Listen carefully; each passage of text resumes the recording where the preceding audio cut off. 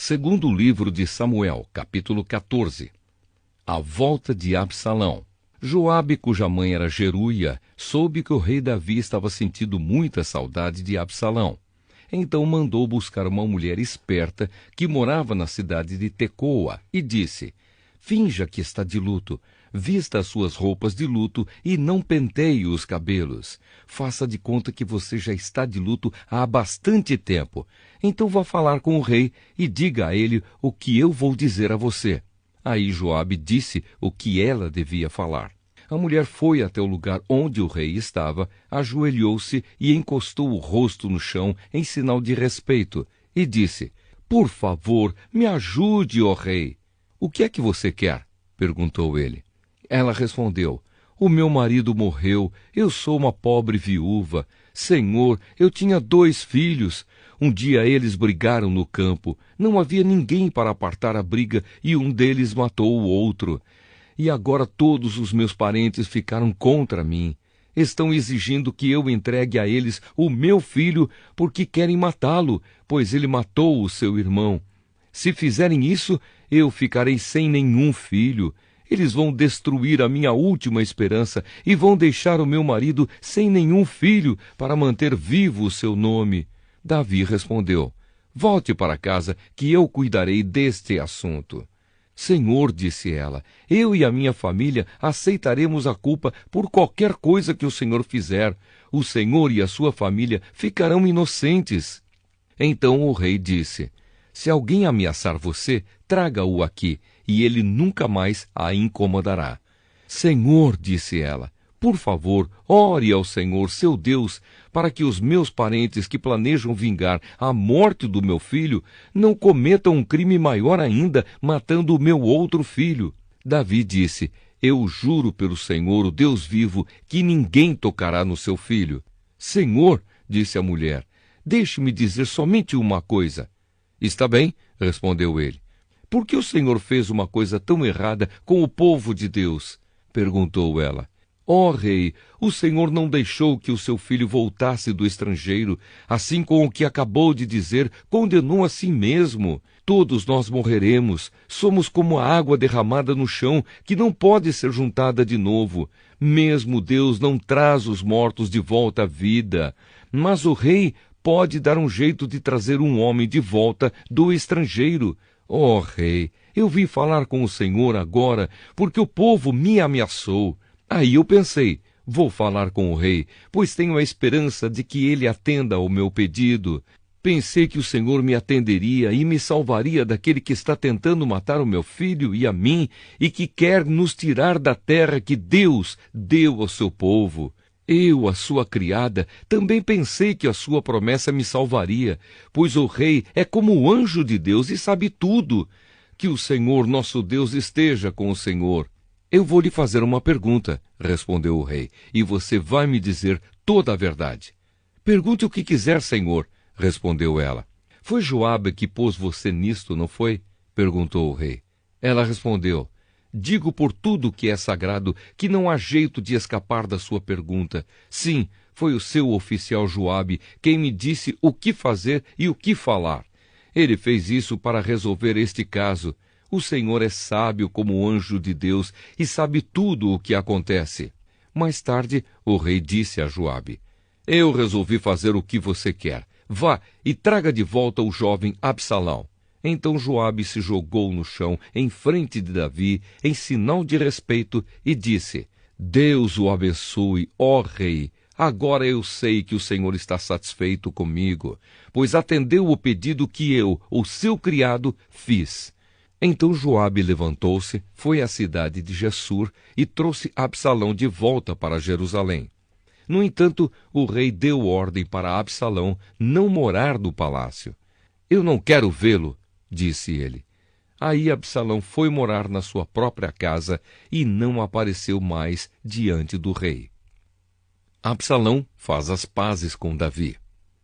Em Israel não havia ninguém tão famoso por sua beleza como Absalão. Ele era perfeito da cabeça aos pés. Tinha muito cabelo que ele cortava uma vez por ano quando ficava muito comprido e pesado. A sua cabeleira pesava mais de 2 quilos, de acordo com a medida real de pesos. Ele tinha 3 filhos e uma filha chamada Tamar, que era muito bonita. Absalão morou 2 anos em Jerusalém sem ver o rei. Então mandou buscar Joabe para lhe pedir que fosse falar com o rei em favor dele. Mas Joabe não quis ir. Aí ele mandou buscá-lo de novo, mas Joabe recusou novamente.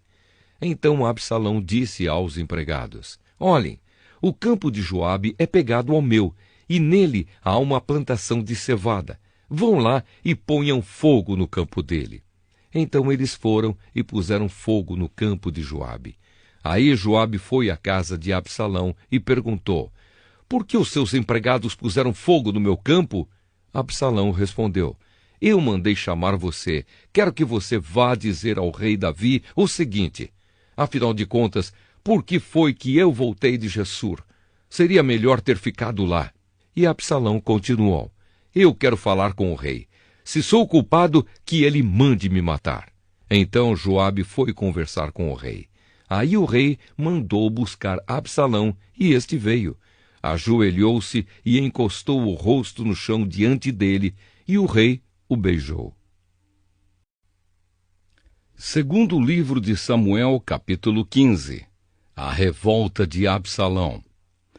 Depois disso, Absalão mandou preparar para si um carro com cavalos e 50 homens para correrem na sua frente. Ele se levantava cedo e ficava no portão da cidade, onde a estrada terminava. Quando uma pessoa chegava ali com algum caso para o rei Davi resolver, Absalão a chamava e perguntava de onde era. E quando a pessoa respondia: Senhor, eu sou de tal tribo de Israel, Absalão dizia: Olhe, a lei está do seu lado, mas não há um representante do rei para ouvir o seu caso.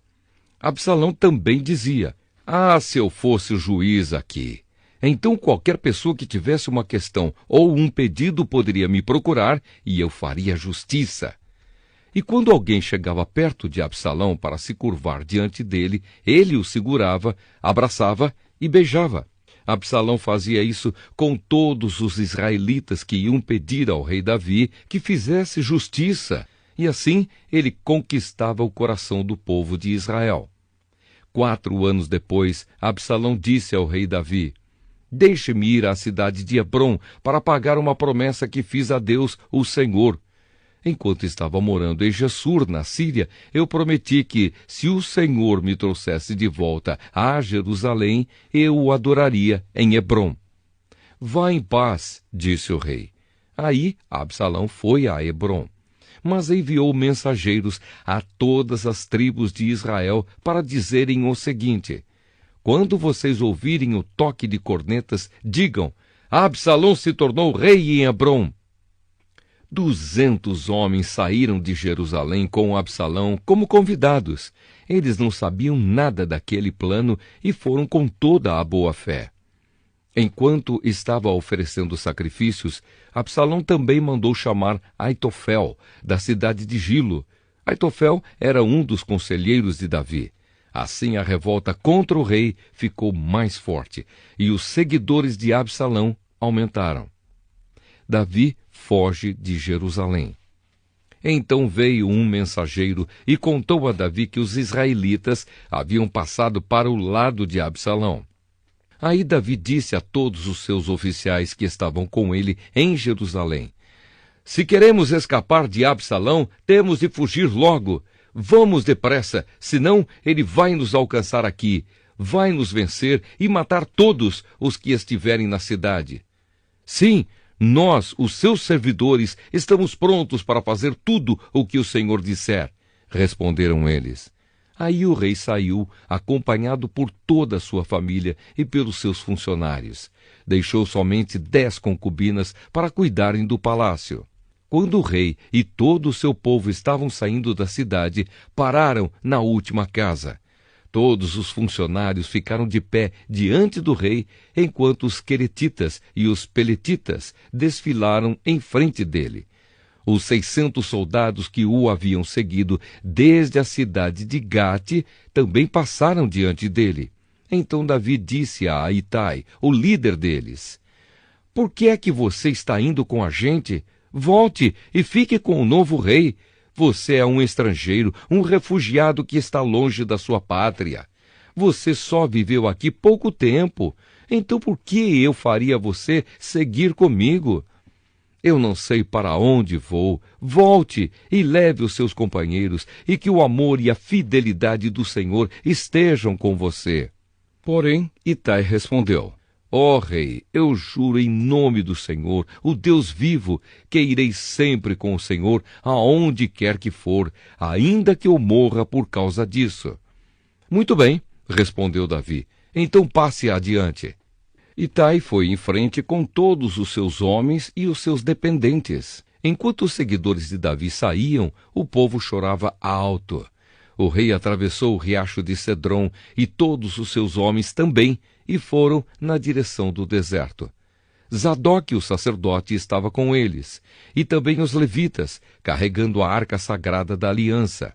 Os levitas colocaram a arca no chão até que todo o povo acabou de sair da cidade. Abiatar também estava ali. Então o rei disse a Zadok: Leve a arca da aliança de volta para a cidade. Se o Senhor está satisfeito comigo, um dia ele me deixará voltar para ver a arca e a casa onde ela fica. Mas se ele não está satisfeito, que faça comigo o que quiser. E Davi continuou a falar com Zadok: Olhe, leve seu filho Ahimaás e também Jonatas, filho de Abiatar, e volte em paz para a cidade. Enquanto isso, eu vou ficar esperando nos caminhos do deserto até receber notícias de vocês. Então Zadok e Abiatar levaram a arca de volta para Jerusalém e ficaram lá. Davi subiu o Monte das Oliveiras chorando. Ele estava descalço e havia coberto a cabeça em sinal de tristeza. Todos os que o seguiam cobriram a cabeça e também choravam. Quando contaram a Davi que Aitofel havia passado para o lado de Absalão, ele disse: Ó Senhor Deus, faze com que os conselhos de Aitofel atrapalhem os planos de Absalão. Quando Davi chegou ao alto do monte, onde havia um lugar de adoração, o seu fiel amigo Husai, da família de Arquitas, foi encontrar-se com ele ali. Husai estava com as roupas rasgadas e tinha posto terra na cabeça em sinal de tristeza. Davi lhe disse: Não venha comigo, pois isso não me ajudará. Mas você poderá me ajudar fazendo com que os conselhos de Aitofel fiquem sem efeito. Quando voltar à cidade, diga a Absalão: Ó rei, eu agora vou servir o Senhor como servia o seu pai. Os sacerdotes Zadok e Abiatar vão estar lá, e você contará a eles tudo o que ouvir no palácio do rei. Os filhos deles, Ahimaás e Jonatas, vão estar lá também, e você poderá me mandar por eles todas as informações que conseguir. Então Husai, o conselheiro particular de Davi, foi e chegou à cidade justamente quando Absalão estava chegando lá. Segundo livro de Samuel, capítulo 16. Davi e Ziba. Davi passou para o outro lado do Monte das Oliveiras e ali se encontrou, de repente, com Ziba, o empregado de Mafibosete. Ele trazia 2 jumentos carregados com 200 pães, 100 cachos de passas, 100 cachos de frutas frescas e um odre cheio de vinho. Então o rei Davi lhe perguntou: O que você vai fazer com tudo isso? Ziba respondeu: Os jumentos são para a família do rei montar, o pão e as frutas para os homens comerem, e o vinho é para eles beberem quando ficarem cansados no deserto. Onde está Mafibosete, o neto do seu patrão Saul? Perguntou o rei. Ziba respondeu: Ele ficou em Jerusalém porque está convencido de que agora os israelitas vão devolver a ele o reino do seu avô Saul. O rei disse a Ziba: Tudo o que era de Mafibosete é seu. Ziba respondeu: Eu me curvo diante do meu rei e senhor, e que eu sempre possa agradá-lo. Davi e Simei. Quando o rei Davi chegou à cidade de Baurim, Simei, filho de Gera, um dos parentes de Saul, foi encontrar-se com ele e começou a amaldiçoá-lo. Simei começou também a jogar pedras em Davi e nos seus oficiais, apesar de o rei estar rodeado pelos seus homens e pelos guardas pessoais. Ele amaldiçoou Davi e disse: "Fora daqui, assassino, criminoso! Você tomou o reino de Saul. O Senhor Deus o está castigando por você ter matado tantas pessoas da família de Saul. Agora Deus entregou o reino ao seu filho Absalão e você está arruinado, seu assassino!" Então Abissai, cuja mãe era Zeruia, disse ao rei: "Por que o Senhor permite que este cachorro morto o amaldiçoe? Deixe que eu vá lá cortar a cabeça dele." "Vocês, filhos de Zeruia, não têm nada a ver com isso", respondeu o rei a Abissai e ao seu irmão Joabe. "Se foi o Senhor Deus quem mandou que este homem me amaldiçoasse, quem tem o direito de perguntar por que é que ele está fazendo isso?" E Davi disse a Abissai e a todos os seus oficiais: "Se o meu próprio filho está tentando me matar, por que eu ficaria admirado se este membro da tribo de Benjamim quisesse fazer o mesmo? Deixem esse homem em paz. Deixem que ele amaldiçoe, porque foi o Senhor quem o mandou fazer isso. Pode ser que o Senhor olhe para a minha aflição e me dê algumas bênçãos em lugar destas maldições." Então Davi e os seus homens continuaram o seu caminho. Simei também ia ao lado, caminhando pelo monte, amaldiçoando e jogando pedras e terra em Davi. O rei e todos os seus homens chegaram muito cansados ao rio Jordão e descansaram ali. Absalão em Jerusalém. Absalão e todos os israelitas entraram em Jerusalém, e Aitofel estava com eles. Quando Husai, o conselheiro particular de Davi, encontrou Absalão, gritou: "Viva o rei! Viva o rei!" E Absalão perguntou: "Onde está a sua fidelidade ao seu amigo? Por que você não foi com ele?" Husai respondeu: "Como é que eu poderia fazer isso? Eu sou a favor daquele que foi escolhido por Deus, o Senhor, por este povo e por todos os israelitas.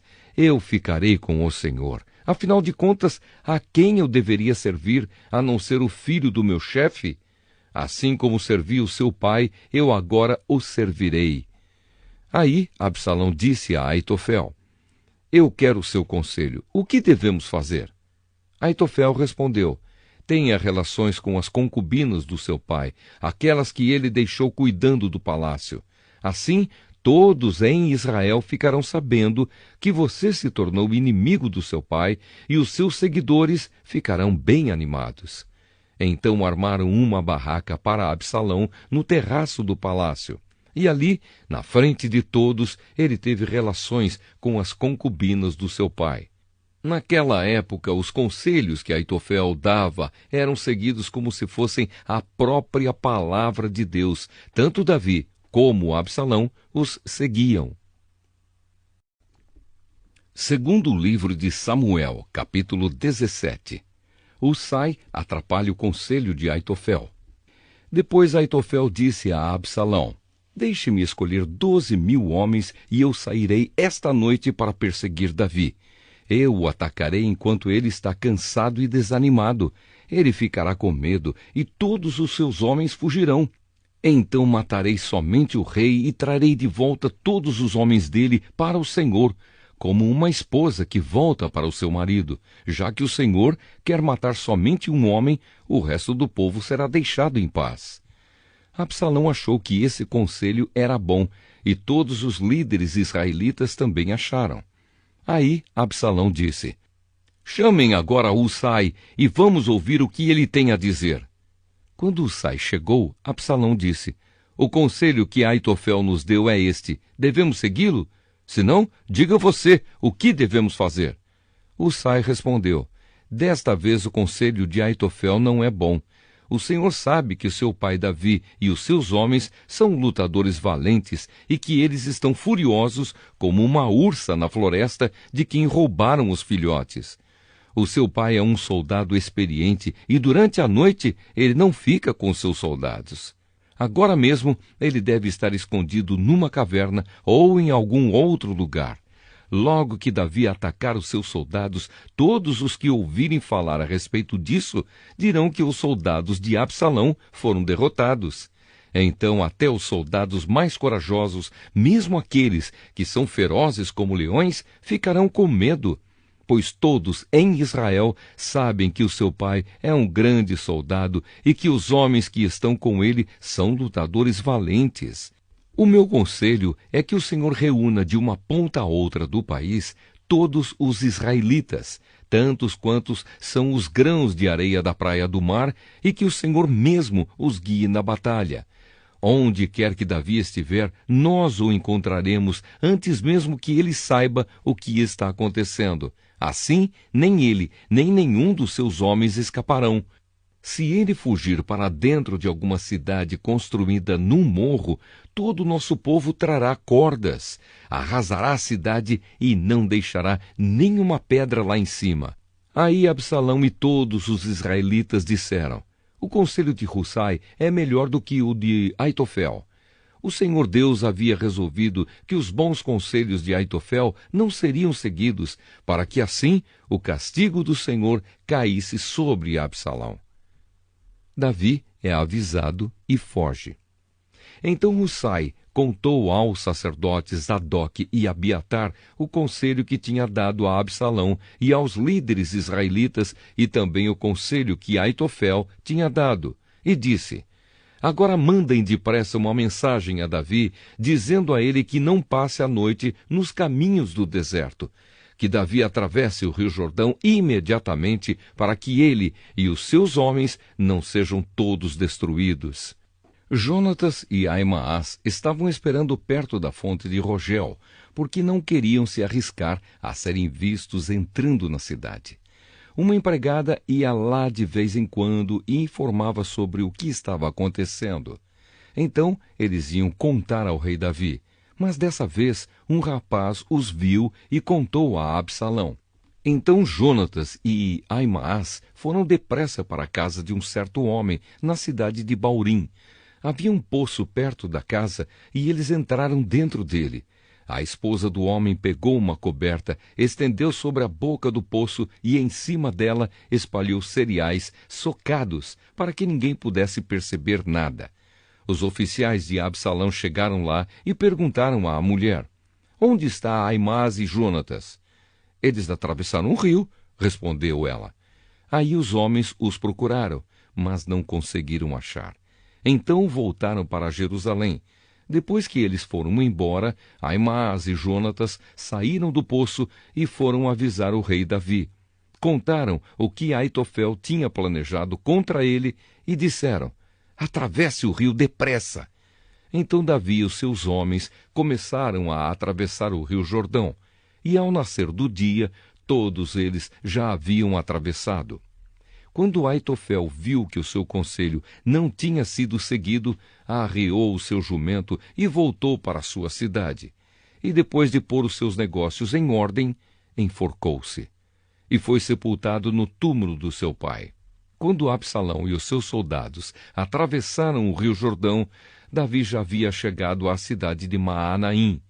Absalão tinha colocado Amassa no comando do seu exército no lugar de Joabe. Amassa era filho de um homem chamado Itra, o ismaelita. A mãe dele era Abigail, filha de Naás, e irmã de Zeruia, a mãe de Joabe. Absalão e os israelitas acamparam na terra de Gileade. Quando Davi chegou a Maanaim, encontrou-se com Sobe, filho de Naás, da cidade de Rabá, em Amon, com Maquir, filho de Amiel, da cidade de Lodebar, e com Barzilai, que era da cidade de Rogelim, em Gileade. Eles levaram bacias, vasilhas de barro, camas e também alimentos para Davi e os seus homens. Levaram também trigo, cevada, farinha, feijão, grãos torrados, ervilhas, mel, queijo, coalhada e algumas ovelhas. Eles sabiam que no deserto Davi e os seus homens ficariam com fome, com sede e cansados.